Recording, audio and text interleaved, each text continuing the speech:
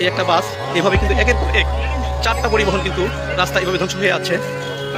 কীভাবে যে সবগুলো গাড়ি দেখানোর চেষ্টা করবো, উৎসুক জনতা কিন্তু এখানে দেখেন আপনারা দর্শক, এই একের পর এক এভাবেই কিন্তু এই রাস্তার সাথে গাড়িগুলো ভেঙে চুরে দুমড়ে মুচড়ে হয়ে আছে। আমরা আপনাদের দেখানোর চেষ্টা করছি দর্শক।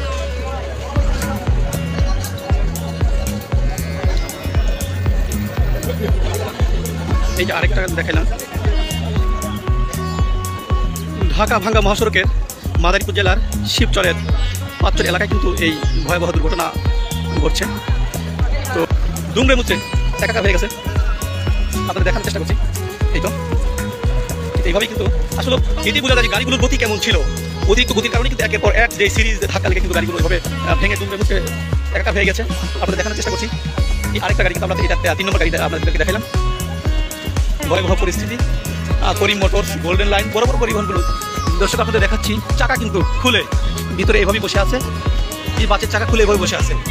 আপনাদের একের পর এক দেখার চেষ্টা করছি। ভয়াবহ যে অবস্থা দেখেন, আসলে দেখার মতো না। কীভাবে বিশ্বাস করা যায় এমনটি হতে পারে? একের পর এক এইভাবে রাস্তার মধ্যে গাড়িগুলো এভাবে বিকল হয়ে আছে, ধ্বংসস্তূপে পরিণত হয়ে গেছে এমন একটা অবস্থা আপনাদের দেখাচ্ছি দর্শক। আসলে এই যে গাড়ির চাকা কোথায়? চাকাই খুঁজে পাওয়া যাচ্ছে না, কিন্তু চাকা কোথায় গেল? চাকা আমরা দেখার চেষ্টা করছি কোথায় চাকা গিয়েছে। চাকা কিন্তু ওই তো ভিতরে বেঁধে আছে, ওই তো ভিতরে চাকা বেঁধে আছে। আসলে কিভাবে এগুলো সম্ভব? কেমন গতি থাকলে এটা হতে পারে? এখন আপনাদেরকে নিয়ে যাচ্ছি আরেকটা গাড়ি রাস্তা ছেড়ে কিভাবে রেলিংয়ের মাঝে ঢুকে আছে দেখাবো। এই গাড়িটা আমরা দেখতে পাচ্ছি যে সামনে যে গাড়িটা দেখাবো, এটা গোল্ডেন লাইন ঢাকা কদমতলী বেনাপোল কলকাতা। এই গাড়িটা কিন্তু এই যেভাবে আছে দর্শক আপনাদের দেখানোর চেষ্টা করছি। এইভাবে রেলিং ভেঙে কিন্তু পাশে কিন্তু গাড়ি এখন চলে আছে। আমরা আপনাদের সামনের সম্মুখ অংশ কিন্তু দেখানোর চেষ্টা করবো।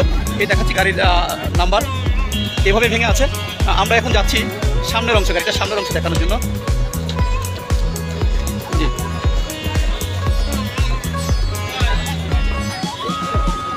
অবিশ্বাস্য দুর্ঘটনা। আসলে এইভাবে যে দুর্ঘটনা ঘটতে পারে এটা না দেখলে বোঝার মতো না। তবু এই দেখাচ্ছি আমরা কীভাবে গাড়িটা রেলিংয়ের মধ্যে কিন্তু বসে আছে। উদ্ধারকর্মীরা কিন্তু ইতিমধ্যে কাজ শুরু করেছে। রাস্তায় যান চলাচল স্বাভাবিক থাকে, তবে ঢাকা থেকে খুলনা বরিশালগামী বা ভাঙাগামী কিন্তু লাইনটা সচল আছে, তবে ঢাকামুখী লাইনটা কিন্তু এখনও পর্যন্ত বন্ধ আছে। আমরা দেখানোর চেষ্টা করছি। এই তো এইভাবেই কিন্তু গাড়িটা বসে আছে।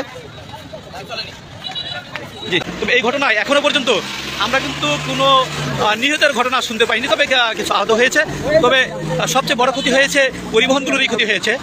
আসলে এইভাবে যে হইতে পারে এটা তো না দেখলে আসলে বোঝার মতোই না দর্শক। আমরা আপনাদের দেখানোর চেষ্টা করছি কীভাবে দেখেন বসে আছে গাড়ির চাকাগুলো।